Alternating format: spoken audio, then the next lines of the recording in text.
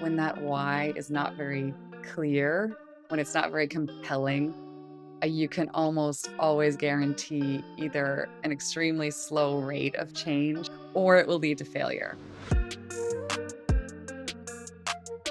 Welcome, Lesley Powell, to your second ever episode on the 3 Points podcast. It's great to have you back again.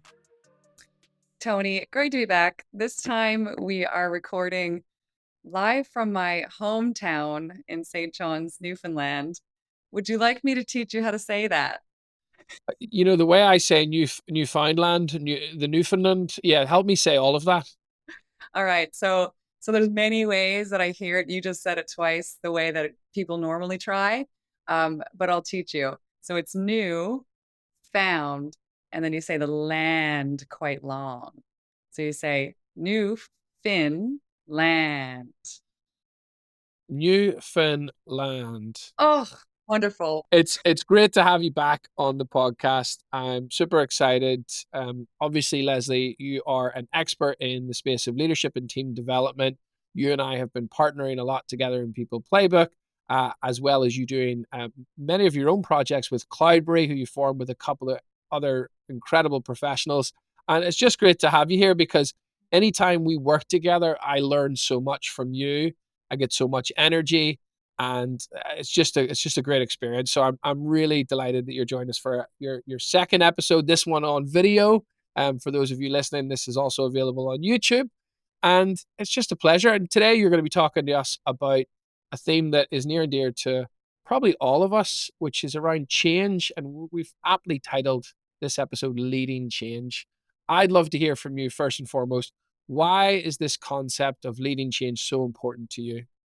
Mm.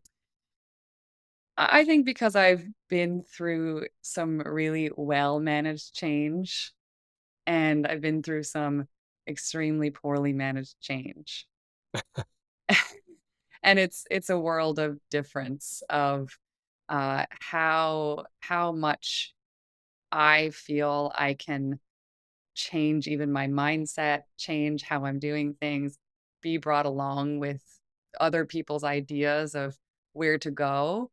And I've been a keen observer of people creating change and have been had change done to myself for many years. It's near and dear to my heart for that reason. It's near and dear to your heart for the pain of having change done to you. Correct. Sadly, that resonates. And again, you know, we all face so many changes in our lives, and in particular, obviously, in the workforce, right? And you and I both have experience coming from a large multinational tech company where change was just part of the quarterly, monthly, daily rituals, right? So this is something you've both experienced in your past in the workplace. And what I'm glad to report is obviously you and I, through People Playbook, have done a bunch of work with clients and helping them navigate change effectively. Let's jump into your first point, right? Which is for change to land, start with the why. Yeah, I borrowed that one from Simon Sinek, of course, and he usually uses that start with the why in context of mission, vision, but I like to apply it to change. And so it's really important in that people need to really understand why are we doing this? How is it going to benefit the company? How is it going to benefit our customers, our users, the team, and me as an individual? What's in it for me? So when that why is not very clear, when it's not very compelling, you can almost always guarantee either an extremely slow rate of change. It will feel like pulling teeth, pushing a stone up a mountain, all these phrases, or it will lead to failure. So it takes a lot of work to change, to have those mindset changes. And you know, maybe the changing the type of work you're doing, you have to change the team you're on. You may have a new leader all the way up to the whole chain. It may be a whole new team culture. So that's hard to do.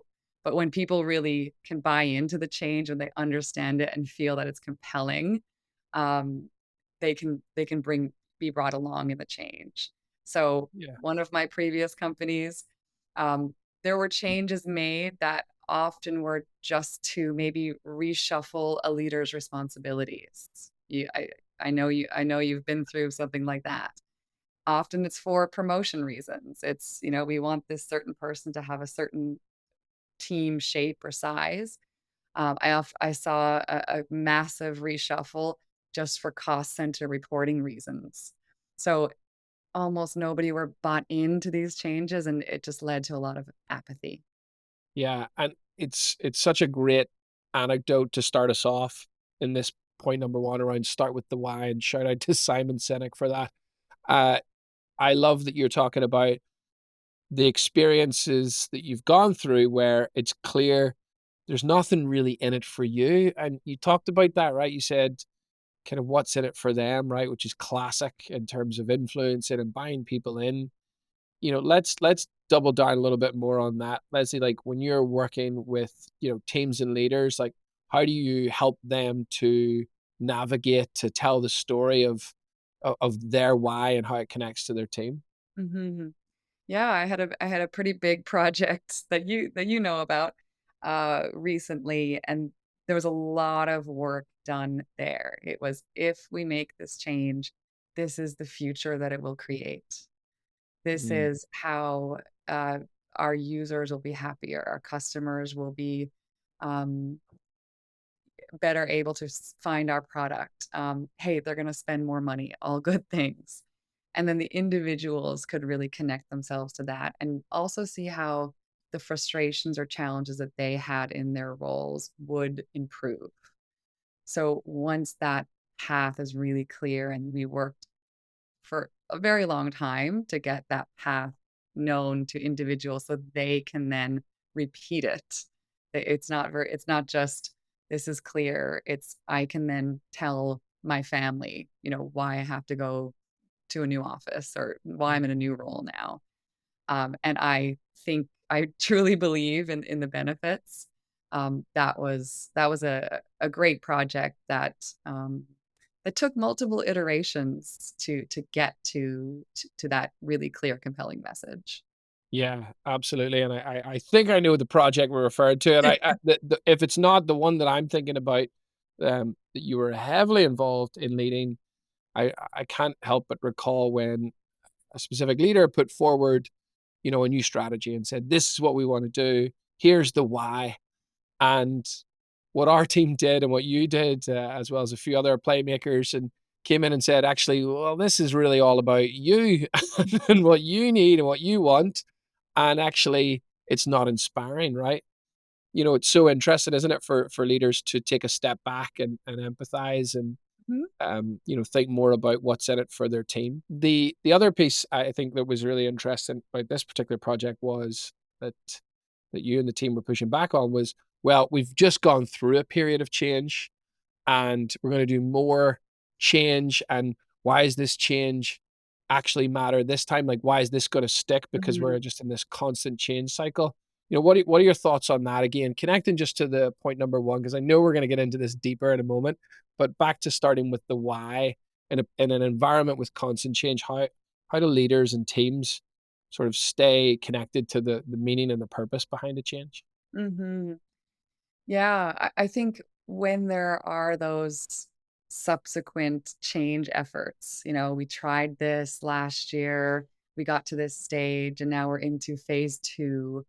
It needs to feel like it's building. It needs to feel like, okay, we stepped back, we analyzed what was working, what wasn't working, and now we're gonna do a few more adjustments. I think that if it feels like it's very knee-jerk reaction or, whiplash effect, "Oh, now we're on to this next change that has nothing to do with that other thing." Um, that can happen, especially when a new leader comes in and they see the way things are going and they see what the old person did, and they decide to just lose it all and go to their way of doing Mhm. things. So I like to think about that continuity and how people can connect those dots and feel like, that all that work they were doing for the past year, 2 years is still contributing to something else, and it's not just mm, gone away, on to the next thing. Yeah, I love that. There's a build. I think that's the word you used, and I Mhm. love that. There's a build, there's progression where, Yeah. even though we may be pivoting, Mhm. redirecting course, all of the stuff that we've just spent the last 6, 12 months on matters. I love that you've called that out. It actually made me think, Leslie, we should go back to the start with why piece because I'm really keen and curious to get your take on the frequency of returning Mhm. to the why. Because Yeah. again, I think in our experience, oftentimes leaders introduce the why once and once only, and that's it. They expect everyone to get it immediately and be able to kind of tap into that fuel tank to motivate Mhm. them around the change. But what's your view on that in terms of Mhm. frequency of returning to the why? Yeah, I think you're right there. It can get really lost because you get to the part of the change management process where there's 10 steps that the teams need to do to get there. Often there's when we get involved, there's capability building that needs to happen. So I was consulting with one company, and they were asking, as part of a larger change effort, they were asking all of their managers to start to write performance reviews. They had never done it before. There was an introduction of a job ladder, job profiles. All of it was new, and the communication was a little bit disjointed from, "Wait, why am I doing this again?" So it was so down in the details of, "Okay, managers, now you have to write in this form and do these things and check this job profile," and they were all so busy with their day job, and it just sounded like the HR team was torturing them just because that was fun. So, often it's a matter of, okay, we're going to do this workshop, but we need to remind them of why and what's the end goal and where are we. So I often try to start each little phase with those. They're almost copy and paste slides of that first introduction of the why. So let's just remind ourselves, where are we headed? What's the end goal? Where does this even fit in? Why would we ask you to write performance reviews just for no reason? And it tends to make everything go a little bit more smoothly because they're not just thinking it's one more thing on our to-do list. Yeah, I love that. I love the return to it. I love the Yeah. fact that you bake it into any change management projects and helping leaders and teams think through it. I just love that it's like we go back to that analogy of a build. I mean, a builder doesn't look at the architect's plans once and go, "Oh, I get why we're doing this," and then just starts building. Right? There has to be thought and intention behind it. I love that you're thinking about that. And now, Leslie, you're also starting to kind of bring us into point number two, which I'm eager to hear more about from your perspective, which is how change fatigue contributes to burnout. Mhm. So the topic of change fatigue has been coming up a lot in my coaching sessions lately, in some of the leadership programs that I've been running. And what I'm hearing is they're not just it's no longer a sense of fatigue. Fatigue is almost a too light word. It's almost exhaustion. Mm, And I was connecting it to what Adam Grant refers to as languishing, just this feeling of meh and I lost my flow. Why am I doing this?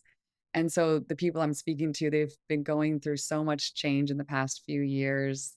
The pandemic, now you have mm, to work from home. Now you have to come back in. Oh, no, not 3 days. Must be 5 days. Oh, I moved out of town by an hour. You want me to come back in for 5 days? Okay, then. Budget cuts, no travel anymore, layoffs. So just one thing after another. And I'm not saying that these companies need to stop changing, they or let people stay in their roles when there's no good economic reason for that. Companies have to change. They have to compete. They're businesses, not charities. But at the same time, I'm hearing phrases like, "My job is a thousand tiny cuts," mm, or "I will just close my eyes and push through until." And so they always have a goal in mind that is a personal one. It can be until I pay my mortgage, until I pay my student loan, until something drops from the sky, like a better a better opportunity drops from the sky. I guess that would be quiet quitting.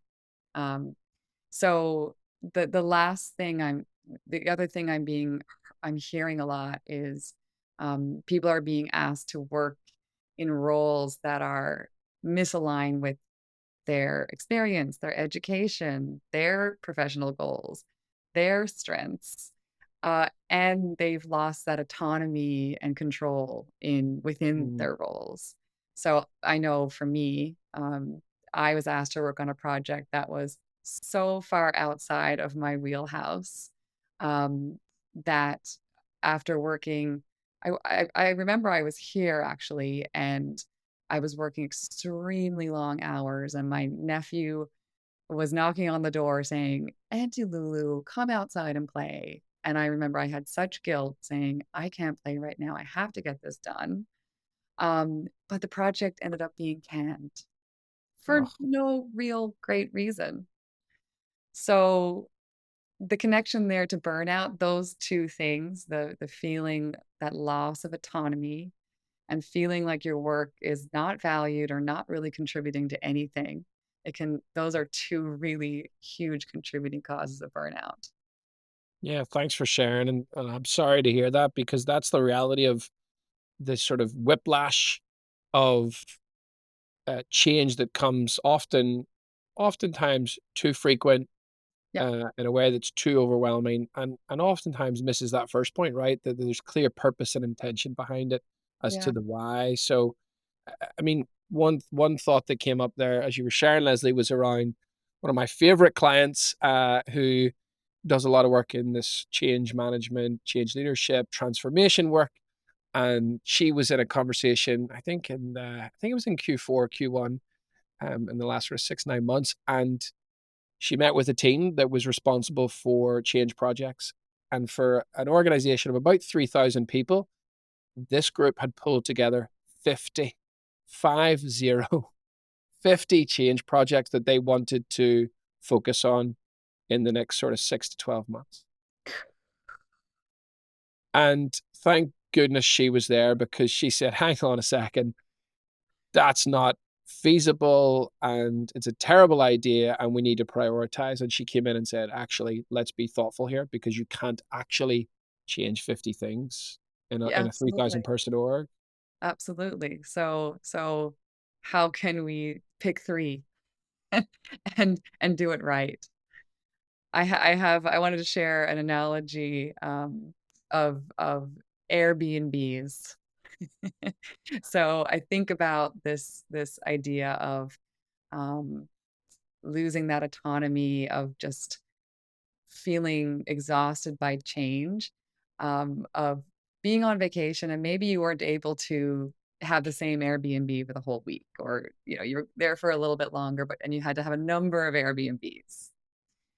So when you get into the Airbnb, there's a little bit of a learning curve. You need to meet the host and figure out their communication style and how responsive they are and what their process for checking in is. Then you need to figure out how does this coffee machine work? Why is there no on button? I really need to do some laundry. I don't know what button to push. And by the time those couple of days move on and you feel like you've got the hang of the place. You're packing up your suitcase, going to the next place, and starting again. So, and now what we're seeing in the companies is that people can't even choose the Airbnb. Mm, wow, that's a really good analogy. Yeah, they don't have any choice. They don't know why they're being moved from Airbnb. Yeah. It just, Yeah. "Okay." And then that feeling of, "Okay," translates to their work. We get the point. So far we've looked at for change the land, we need to start with the why and continually return to the build, Mhm. excuse me, the progress and refer to the build that we've been putting forward and just the frequency of returning the why. You've talked about what a great example of is just shifting all the time and the fatigue and the exhaustion that comes with that. You started to dip into some of the specific pain points around things like autonomy and choice and control and things that psychologically really are damaging for us, right? If they're overused, right? They take their toll. Goes And across. yeah, and I'm excited now for you to talk a little bit about your third point. Although I don't understand the reference in the second part of your third point, which I'm curious about. So point number three from you, Lesley, on needing changes: put on your scarf, which is capitalized, and I know this acronym well, and look for the turkeys, which I have no clue which direction you're going to take us here. Wonderful. So this comes from a change project that I worked on a few years back. I had the privilege and the pleasure of working with Cloudy Jules and Hassala Oveis, who were organizational development leads at my previous company. So we worked together to develop the change management framework there. And I remember a story that she shared, Hasala shared, where a company was going through a merger and they brought her in as a change consultant. And she interviewed all sorts of employees there trying to understand, okay, how can we make this integration go smoothly? And one theme became really clear when she spoke with people, which also got her quite confused, was they kept telling her that the new company, that the company that was taking over, should not take away their turkeys. And she just Okay. said, "Are they saying the word turkey? Am I confusing this? Is this an acronym?" And so she said, "Please, I need to know what you mean by this." So she learned that this company, before they were taken over, for decades, they had been giving each employee a turkey for Thanksgiving. And people were pretty worried that this new management was gonna just stop that practice. So it highlighted that the story she shared, it really highlighted for me, that when dealing with change, you really need to seek out, look for those turkeys, those things that people are really afraid to lose, Mm, and either figure out how to maintain them in some way or at the bare minimum, acknowledge that people will lose them and not only focus on here's the new shiny things, here's the benefits of, come to the good side, we have cookies. So just really understanding those turkeys and speaking about them instead of pretending they don't exist, mm, is what I learned from her story. So yeah. I really love to work with David Rock's scarf model Well, hang on to a second. yeah. Before we jump into the model, I gotta say that's a hilarious and important story because isn't it often for all of us, personally as well as professionally, although I think the two go hand in hand more often than not, it's the small things, Mhm. when change takes place that a group of individuals or individuals themselves can be really concerned about losing or being replaced.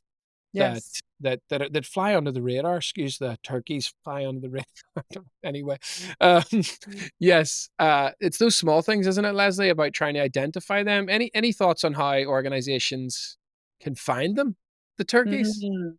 I do. I think by using the scarf model, putting on their scarves. Oh, I love it. Okay, so let's hear about David Rock's scarf model and how does this apply to leading change? Yeah, so I love to work with leaders, to explore how will, a change impact them, their team, and again, the individuals. In one of the People Playbook workshops that I run, it's amazing how many songs you can insert into a workshop that have change in the title. I found yet another one, the other day. So, I can share a little bit for those who have not yet heard of this lovely tool. What does it mean? What is the SCARF model? So the S stands for status, and that is how will the change impact the person's status at the company, and within the hierarchy that they exist in, and sometimes even a small, what seems like an insignificant title change can impact this. Mm, So that's also relates to the turkey because sometimes people in higher levels of an organization don't understand a certain type of meaning that's associated with a title.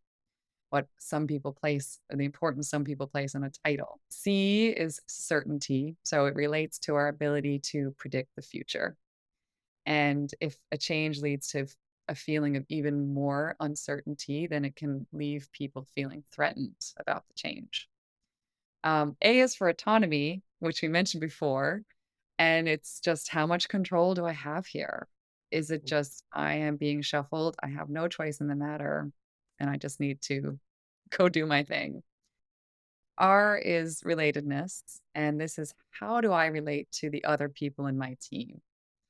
And this one impacted me personally quite a lot because you would start to form relationships with certain constellations of people. You know, I partner with this group for that and this group for this, and they know me and we work well together. And all of a sudden, that you just have to drop all those relationships and ways of working and shift it to a whole other constellation of people. Get to know them, get to know their way, like the Airbnb host, and so that relatedness, how do I relate to the others that I collaborate with, partner with, all gets upheaved. And then fairness is the last one, which is do we perceive the change as fair and how transparent has the decision making process been? mm. That's another huge one. And I often dig into that transparency. People tend to default to, we're not going to share that. We don't need to tell people that. They don't need to know that. I tend to push to how much can we let them know to improve that sense of fairness. Yeah, great. What a fantastic model and well applied to to change transformation. And I just think you've articulated so clearly. So thank you for that. And now I want to begin to kind of bring this to a close. And the question I want to ask you is when we look at, point number one for change the land, start with the why. Point number two, thinking about change fatigue contributing to burnout, how we can avoid that. And your third point was all around the scarf and the turkeys and thinking about David Rock's model when it comes to leading change. If we were all to implement these into our lives, not just our workplace, how might the world change, Lesley? Mhm. Oh, love this question, Tony. It's a big one. So I see it as if all of those things came together and we can help people feel acknowledged, just acknowledged in whatever they're losing as a result of the change. And I've seen some really great managers do that so well. They're not saying, "Oh, we know you're losing the turkey. Um, don't worry, we're bringing them back." No, it's, "We know you're losing the turkey. We've heard from many of you that this is what that means. That sucks. And let's get that meaning somewhere else. Or what can we do about that meaning, what that represents?" So they're acknowledging it. They're not changing it, but they're at least talking with the person about what that means for them. So as long as those losses are acknowledged, taken into account, we can help them go from moving away from the threat to moving towards the new, and resist less and adopt more quickly. We've been talking about the concept of change, and we've been dancing back and forth between the potential threats and rewards, both for individuals, but also for teams and organizations. And I think it's just so pertinent for all of us to be thoughtful about this. Thank you so much, Lesley. This has been so insightful and enjoyable. The one thing I want to share with our listeners and those watching on YouTube, we, of course, are doing a lot of this work together through People Playbook in leading change. If you or your team or your organization are going through some change and you want some support, Lesley is the best playmaker in this space. And as you've listened or watched, she's got great insights and will help work with you and build for you, depending on what you're trying to achieve. So thanks for that, Lesley. And I know also we've got to talk about quit or commit. So let's make sure we share a bit more about that because I've seen you and some of your other collaborators putting this out there in the world. I think it's a beautiful thing. Do you want to share with our listeners Thank more you. about this? Thank you. I've really enjoyed our conversation. Yes. So quit or commit is about change, really. Mm, It's about when we are stuck in our job, whatever that looks like. We either have an inkling that we want to leave or we know that we can't leave for whatever reason. And we want to get out of that languishing. We want to get out of that feeling of, oh, death by a thousand cuts and really recommit to that organization that you joined however many years ago. So it's a 4-week program, and we work people through that decision making process of how do I make that leap, make that change, to quit and do something different, or how do I recommit to that company? So plugging it here. Hopefully, we can put a link in the description. Yeah, absolutely, for sure. And change is process. And as Richard, our wonderful therapist, well-being expert and people playbook says, who's driving the bus? And Mhm. you are driving the bus when it comes to change. So let's keep that in mind. Leslie, a huge thank you once again for joining the 3 Points podcast. It's an honor. Thank you. And thanks for listening to stories about turkeys. Just going with that flow. I appreciate it.